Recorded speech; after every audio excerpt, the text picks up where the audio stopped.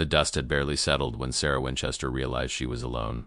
The echo of gunfire still rang in her ears, mixing with the thunder of hooves disappearing into the New Mexico desert.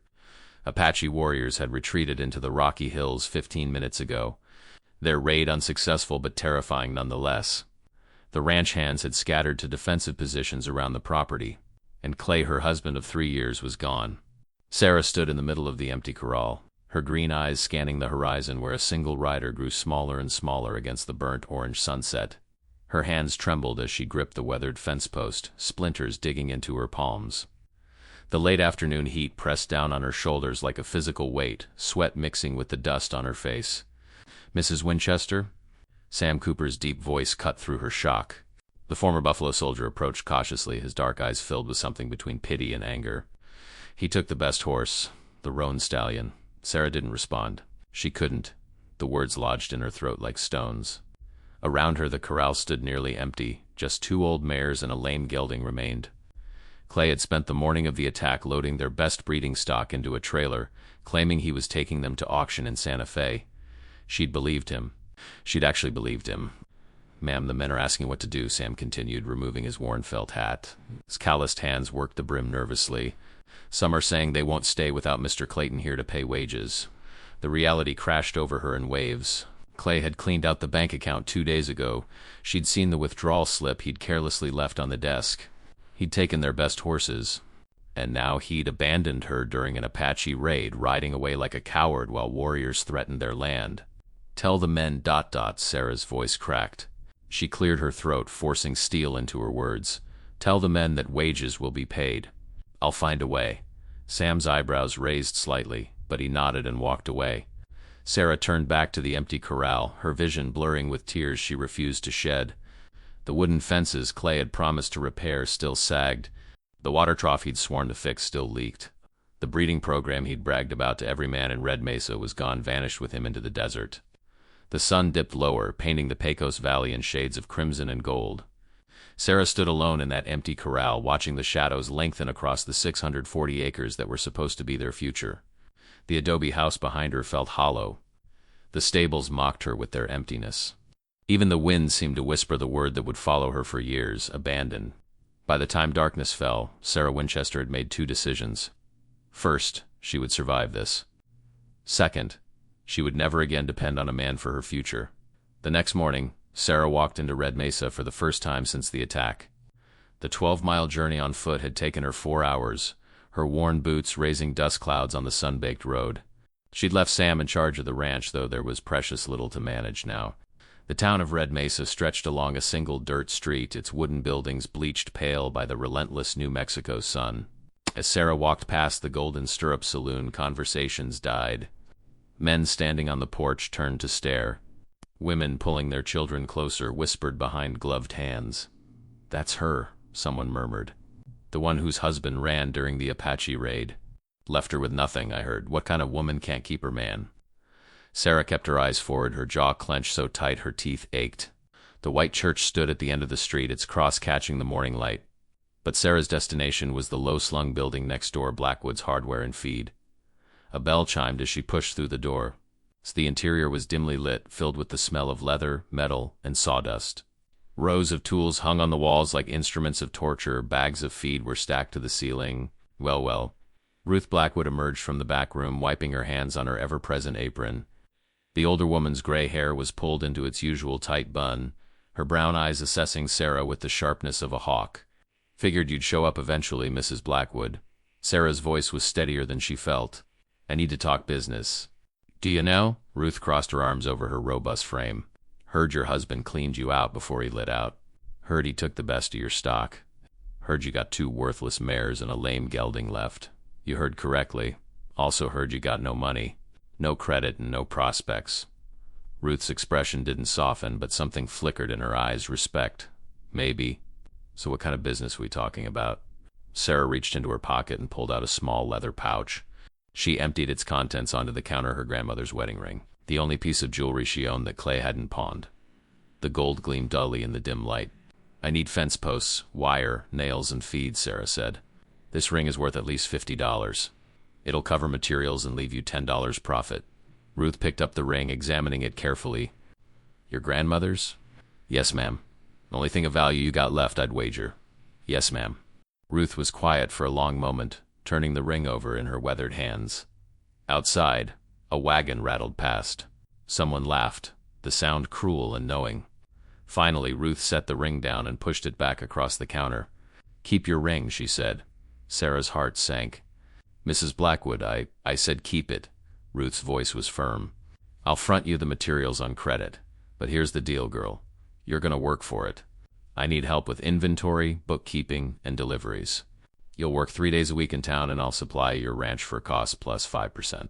You prove you can make something of that place and we'll talk about expanding your credit line. Sarah stared at her, unable to speak. In a town where women had whispered about her like she carried plague, here was Ruth Blackwood offering her a lifeline. Why? Sarah finally asked. Ruth's weathered face softened almost imperceptibly. Because 20 years ago my husband died and left me with nothing but this store and a mountain of debt. Every man in this town told me to sell and go back east. Told me a woman couldn't run a business. She met Sarah's eyes squarely. I proved them wrong. Figure you might too. That afternoon Sarah loaded a borrowed wagon with fence posts, wire, and 2 bags of feed. As she prepared to leave, Reverend Thomas Hart approached, his black clothes making him look like a crow against the dusty street. Mrs. Winchester, he said, his pale blue eyes studying her with concern. I wanted to speak with you about your situation. My situation is my own business, Reverend. Please. He held up a hand. I've come to offer help, not judgment. The church has a fund for widows and those in need. You would qualify. I'm not a widow, Reverend Hart. Sarah's voice was sharp. I'm a woman whose husband was a coward. There's a difference. The Reverend's face flushed. Mrs. Winchester, pride is a sin. The Bible teaches us to accept help when the Bible also teaches that a man who doesn't provide for his family is worse than an unbeliever. Sarah interrupted, surprising herself with her boldness. I won't take charity, Reverend. I'll work. She climbed onto the wagon seat, her hands gripping the reins. The Reverend stepped back, his expression unreadable. Very well, he said quietly. But remember, Mrs. Winchester, the door is always open, even for the proud. As Sarah drove out of Red Mesa, she felt the weight of dozens of eyes on her back. She knew what they were saying. Poor thing. Won't last a month. Should sell and go back east where she belongs. But as the wagon creaked along the rutted road toward her ranch, Sarah Winchester made a silent vow. She would not only survive, she would thrive. And when Clay Clayton showed his cowardly face again, if he ever did, he would find a woman who no longer needed him. The first year was hell. Sarah learned that running a ranch wasn't just hard work, it was 100 different skills she'd never been taught. She'd grown up helping her father with a small farm in Missouri, but this was different. This was 640 acres of semi-arid land, unpredictable weather, and the constant threat of raiders, wild animals, and simple bad luck. Sam Cooper became her teacher, though she knew it cost him pride to take orders from a woman. He showed her how to read the land, how to spot water sources, how to tell when a horse was favoring a leg. He taught her to shoot straight, to mend fences that could withstand wind and wild animals, to negotiate with the few ranchers who would still do business with her. The posts need to be 3 feet deep, Sam explained one scorching July morning as they worked on the North Corral. Sweat darkened his flannel shirt, and Sarah knew she looked no better. Her cotton blouse clung to her skin, her face streaked with dirt. Any shallower and the horses will knock them over. Sarah drove the post-hole digger into the hard earth, her shoulders screaming in protest. Blisters had formed on her palms 2 weeks ago. Now they were calluses. Her hands, once soft and ladylike, were becoming tools themselves. How deep is that? She asked, breathing hard. Sam measured with his hand. 2.5 feet. Keep going. She kept going. She always kept going. 3 days a week, Sarah made the 12-mile journey to town, working in Ruth's store. She learned bookkeeping, inventory management, and the delicate art of negotiating with suppliers who thought a woman's word was worthless. Ruth was a demanding teacher, accepting no excuses and offering little praise. But slowly Sarah began to understand the business side of ranching, the side Clay had always hidden from her. You're paying too much for feed, Ruth said one afternoon, reviewing Sarah's accounts. See here? Miller's charging you $8 a hundredweight. You should be paying $6. He won't negotiate with me, Sarah admitted. Says women don't understand commodity pricing. Ruth snorted. Miller's a fool.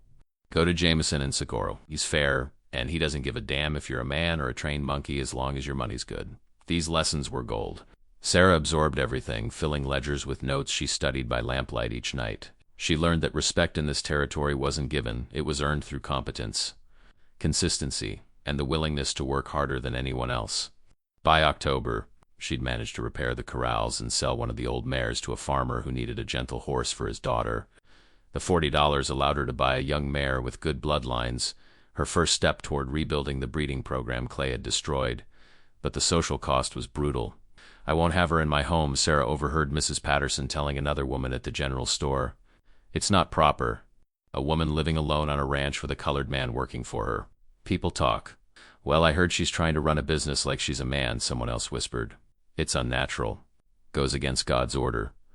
Sarah pretended not to hear, but each comment was a small cut. The worst came from women she'd considered friends, women who now crossed the street to avoid her, who pulled their skirts aside as if abandonment was contagious. Only Ruth remained constant. "They're afraid," the older woman said one evening as they closed up the shop. "You're doing what they don't dare do, standing on your own. That threatens everything they've been taught about their place in the world." "I don't want to threaten anyone," Sarah said wearily. "I just want to survive." "Same thing, girl. Same thing. Winter came hard that year. A blizzard in December killed 3 cattle Sarah had bought on credit. She spent Christmas alone in the adobe house, the wind howling outside like a living thing. For the first time since Clay's abandonment, she allowed herself to cry, great, racking sobs that shook her entire body. But the next morning she got up. She fed the horses. She checked the fences. She kept going. The second year was when things began to change. Sarah's young mare, a bay she'd named Juniper, proved to be everything she'd hoped.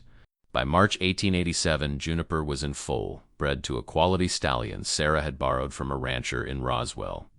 The man, Jacob Morrison, had been skeptical when Sarah approached him, but her detailed knowledge of bloodlines and conformation had impressed him. "You know your horses," he'd admitted grudgingly. "Most men around here just breed anything to anything and hope for the best." "I can't afford to hope, Mr. Morrison," Sarah had replied. "I need to succeed." When Juniper's foal was born that September, leggy colt with his father's elegant head and his mother's sturdy build, Sarah knew she had something special. She named him Desert Wind, and word began to spread. "Heard you got a nice colt out there," a rancher named Tom Briggs said when he stopped by one afternoon. He was a hard man, weathered by decades in New Mexico territory, his face like carved leather. "Mind if I take a look?" Sarah led him to the corral, where 3-month-old Desert Wind frolicked beside his mother. Briggs studied the colt for a long time, his experienced eyes missing nothing. "Good bone structure," he finally said. "Nice straight legs. Head could be better, but overall..." He looked at Sarah with new respect. "You planning to sell him?" Eventually, Sarah said. "When he's 2 and started under saddle. I want buyers to see what he can do." "Smart." Briggs nodded slowly. "Real smart. You mind if I tell some folks about him? I'd appreciate it." Word spread differently in the ranching community than it did in town. Men who worked with animals understood quality when they saw it. They might not like that Sarah was a woman working alone, but they respected results. Desert Wind was a result they could appreciate. By 1888, Sarah had 3 horses in training and 2 more mares in foal. Sam had taught her to break horses using patience rather than force, a method that took longer but produced calmer, more reliable animals. Buyers began seeking her out, curious about that woman rancher who trained horses that didn't buck or spook at shadows. "How much for the gray gelding?" a cavalry buyer asked one spring morning. He'd ridden out from Fort Sumner specifically to see Sarah's horses. $200, Sarah said firmly. She'd learned not to apologize for her prices or to negotiate with herself before the buyer even countered. The man whistled low. "That's steep for a Greenbroke 3-year-old. That's the price for a Greenbroke 3-year-old. "That won't bolt when you fire a rifle next to his head," Sarah corrected. "I spent 18 months training him. He's worth it." The buyer studied the gelding again, then nodded. "Deal." That sale changed everything. $200 was more than most ranch hands made in a year. It allowed Sarah to pay off her debts to Ruth, buy 2 more quality mares, and still have money left over. For the first time since Clay's abandonment, she slept through the night without anxiety gnawing at her stomach. But success brought new complications. "Mrs. Winchester, we need to discuss your loans," the bank manager, Mr. Thornton, said when she came to deposit the cavalry money. He was a thin man with a thin mustache, his black suit always immaculate. "You've been operating on very small margins." "I just made $200, Mr. Thornton. That puts me well ahead." "For now, yes. But the bank's position is that a woman operating a commercial ranch represents an unstable investment." He folded his hands on his desk, his expression apologetic but firm. "We're going to need a male cosigner on any future credit extensions." Sarah felt her jaw tighten. "I've never missed a payment. My horses sell for premium prices." What exactly is unstable? It's not personal, Mrs. Winchester, it's policy. The bank needs to protect its interests. And historically, women-owned businesses. Have you asked Tom Briggs for a cosigner? He lost half his herd last winter and still owes you money. Mr. Briggs is a respected rancher with 30 years of experience, and I'm a woman with 3 years of experience who turns a profit. Sarah stood, her green eyes flashing. I'll take my business to Socorro, Mr. Thornton. I'm sure they'll appreciate a customer who actually pays her debts. She walked out before he could respond, her heart pounding with anger and fear. The nearest bank in Socorro was a full day's ride, but she'd meant every word. She was done apologizing for being competent. By 1889, Sarah Winchester had become a fixture in the regional horse market. Her reputation was built on 3 principles: quality breeding, patient training, and absolute honesty about every animal she sold. If a horse had a flaw, she told the buyer. If a mare had thrown a weak foal, she didn't breed her again. If a gelding wasn't suitable for cavalry work, she said so. If it meant losing a sale, "You're too honest," a competitor told her at an auction in Santa Fe. "You could get twice the price if you just kept quiet about some things." "And I'd get no repeat customers," Sarah replied. "I'm building a reputation, not making a quick dollar," the competitor shrugged. "Suit yourself, but that's a man's way of thinking." "Most women would." "I am a woman," Sarah interrupted. "This is how I think. Maybe you should reconsider your assumptions." She walked away before he could respond, but his words stung. Even now, after 4 years of success, she was still the woman rancher, as if her gender was more notable than her achievements. But something else was changing too. Sarah herself was different. The woman who had stood in the empty corral in 1885, trembling and broken, no longer existed. In her place was someone harder, sharper, more certain. Sarah's hands were calloused, her skin weathered, her body lean and strong from constant physical labor. She could shoe a horse, deliver a foal, negotiate a contract, and shoot a rattlesnake without flinching. "You've become formidable," Ruth said one evening as they reviewed accounts in the hardware store. The older woman's expression was approving. "Scared the hell out of Miller last week when you told him his prices were highway robbery." Sarah smiled slightly. "He dropped them by 15%. Exactly my point. 5 years ago, you would have apologized and paid whatever he asked. Now you know your worth." Ruth leaned back in her chair. "How's it feel?" "Lonely," Sarah admitted quietly. "I have respect now, but no friends. Men tip their hats and buy my horses, but their wives won't speak to me. I'm not sure if I've succeeded or just become something people tolerate. Can it be both?" Ruth's brown eyes were kind but honest. "You've broken rules, Sarah. Some people will never forgive you for that. But others, the ones who matter, they see what you've built. They see a woman who didn't break when life tried to break her." "Sometimes I wonder if I did break," Sarah said softly. "If I just became something else. Something harder, yes. Broken, no." Ruth reached across the desk and squeezed Sarah's hand. "There's a difference between hardening yourself to survive and breaking. You're still you, girl. Just a version of you that the world forced you to become." That night, riding home under a sky full of stars, Sarah thought about Ruth's words. The empty corral had been filled. 12 horses now grazed on her land, including Desert Wind, now 4 years old and the finest stallion in the territory. Her house was paid for. Her fences were strong. Her reputation was solid. But the empty place inside her, the hollow space where trust and softness and faith used to live, that remained. Clay had taken more than horses when he rode away. He'd taken her ability to believe in promises, in partnership, in the future she'd imagined. Sarah wondered if that wound would ever heal, or if it was just another scar she'd carry forever. The 5th year arrived like any other, hot, dry, and demanding. Sarah was 33 now, every year visible in the lines around her eyes and the permanent tan of her skin. She'd stopped caring what she looked like. Function mattered more than beauty in her world. It was a Tuesday in late May when everything changed again. Sarah was working in the main corral training a 2-year-old filly to accept a saddle. Sam was in town picking up supplies.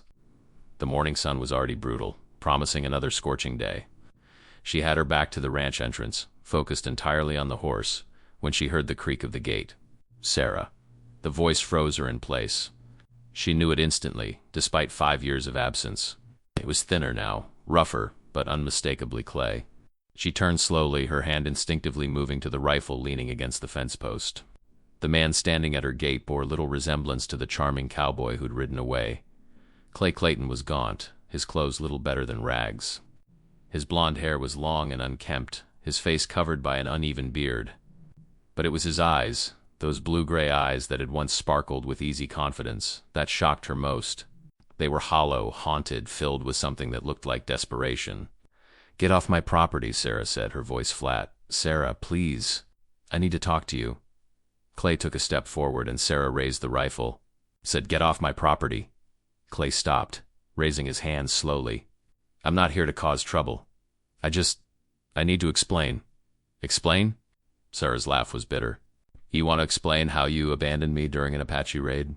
How you stole our horses and our money? How you left me with nothing and ran like a coward?" Her voice rose with each question. "What exactly needs explaining, Clay?" "I was wrong." The words came out broken, desperate. "I was wrong about everything. I was a coward and a fool, and I've spent 5 years paying for it. Please, Sarah, just give me 5 minutes. If you still want me gone after that, I'll leave and never come back." Sarah studied him through the rifle sights. Part of her, the part that remembered being 28 and in love with a charming man who made promises, wanted to shoot him right there. But another part, that had grown strong and self-reliant, was curious. What could possibly have brought Clay Clayton back to face the woman he'd wronged so completely? 5 minutes, she said, lowering the rifle slightly. "Talk." Clay sank to his knees right there in the dust. The movement was so sudden, so complete, that Sarah blinked in surprise. He wasn't kneeling like a man proposing marriage. This was the posture of someone begging for mercy. "I ran because I was terrified," Clay began, his voice shaking. "When those Apache warriors came over the ridge, all I could think about was dying. Not about you, not about the ranch, not about anything except saving my own worthless skin. So I took the horses we could sell quick and I ran." "Where did you go?" "California first. Sold the horses in Los Angeles for half what they were worth, because I was desperate. Gambled most of the money away in 2 months, his hands clenched in the dust. Then I tried mining in Nevada. That failed. Worked as a ranch hand in Colorado, got fired for being drunk. Tried everything, Sarah. Every scheme, every shortcut, every easy path I could find. And now you're back because you've failed everywhere else," Sarah said coldly.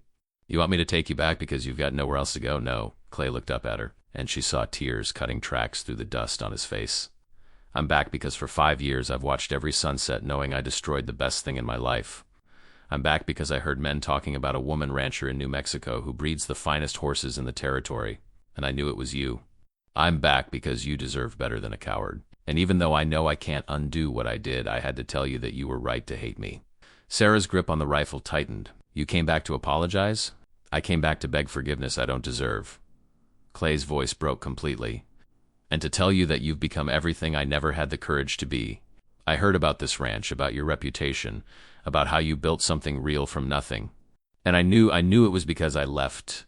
You became strong because I was weak." The words hung in the air between them. Sarah felt something crack in her chest, not her heart breaking again, but something else.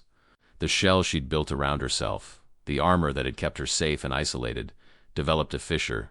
"You're right," she said quietly. "I did become strong because you were weak.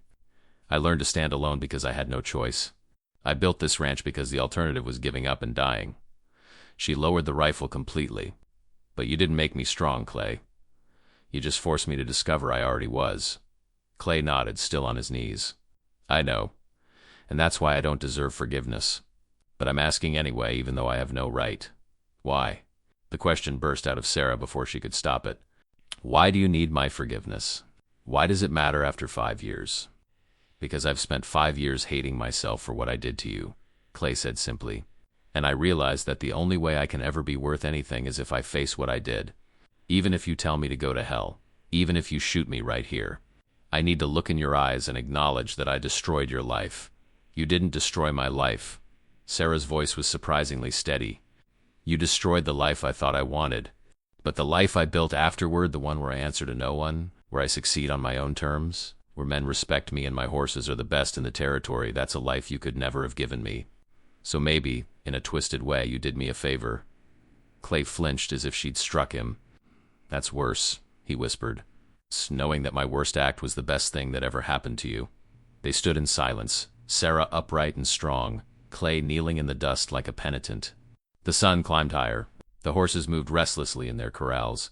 In the distance, a hawk cried. Finally, Sarah spoke. "Get up, Clay." He rose slowly, unsteadily, his legs clearly weak from kneeling.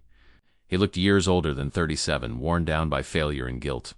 I'm not going to tell you, it's okay, Sarah said. What you did was unforgivable.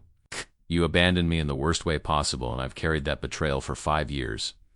But she paused, choosing her words carefully. I've also learned something in those 5 years. Carrying hate is exhausting. It's a weight that drags you down, and I've worked too hard to let anything drag me down anymore. What are you saying? Clay's voice was barely audible. I'm saying I'm not going to forgive you for your sake, Sarah said. I'm going to forgive you for mine, because I'm tired of giving you power over my emotions. I'm tired of thinking about what you did every time someone mentions your name. I'm ready to let it go. Sarah, but she interrupted, her voice hardening. Forgiveness doesn't mean reconciliation. It doesn't mean I trust you. It doesn't mean I want you in my life. It means I'm choosing to stop letting what you did define who I am. Clay nodded slowly, fresh tears falling. I understand, and I'm grateful. More grateful than you'll ever know. Where will you go? Sarah asked. I don't know. Maybe back to California. Maybe Texas, somewhere I can start over if that's even possible. He looked around at the ranch, the strong fences, the full corrals, the well-maintained buildings. You've built something incredible here, something real, I hope. I hope you find someone who deserves it. Who deserves you? I already found someone who deserves it, Sarah said quietly. Me. Clay smiled for the first time, a sad, broken smile that held no bitterness. Yes, you did. He turned to leave, but Sarah's voice stopped him. Clay, he looked back. Sam will be back from town in an hour. There's a pump behind the barn where you can wash up in some old work clothes in the storage shed. They'll fit better than those rags. And there's bread and jerky in the kitchen, help yourself. She met his eyes steadily. I won't have it said that Sarah Winchester turned away a hungry man, even one who wronged her. Clay's face crumpled. Thank you, he choked out. Thank you. He walked toward the barn, his shoulders shaking. Sarah watched him go, feeling the weight of 5 years lift slightly from her chest. She wasn't naive. She knew Clay might fall back into his old patterns, might squander whatever chance at redemption this represented. But that wasn't her responsibility anymore. She turned back to the young filly in the corral, the horse that needed training, the work that never ended. Her hands found the lead rope automatically, her body moving with the practiced ease of someone who knew exactly what she was doing. An hour later, when Sam returned with the wagon, he found a clean-shaven stranger filling water troughs behind the barn, wearing clothes that were clearly too big for his thin frame. Ma'am? Sam asked, his hand moving toward the gun on his hip. We got trouble? Sarah looked up from the filly she was saddling. No trouble, Sam. Just a ghost passing through. She didn't explain further, and Sam, knowing her well enough by now, didn't ask. Some stories were too personal to share, even with friends. Clay stayed for 3 days, sleeping in the barn and working alongside Sam on repairs around the ranch. He didn't speak unless spoken to, didn't ask for anything, and worked with the desperate intensity of a man trying to earn something he knew he'd never truly deserve. On the 3rd evening, Sarah found him by the corral, watching Desert Wind run. He's magnificent, Clay said softly. That stallion. I heard about him in Colorado. They said Sarah Winchester of Red Mesa had the finest breeding program in the territory. He's everything I hoped he'd be, Sarah agreed. I would have sold him, Clay admitted.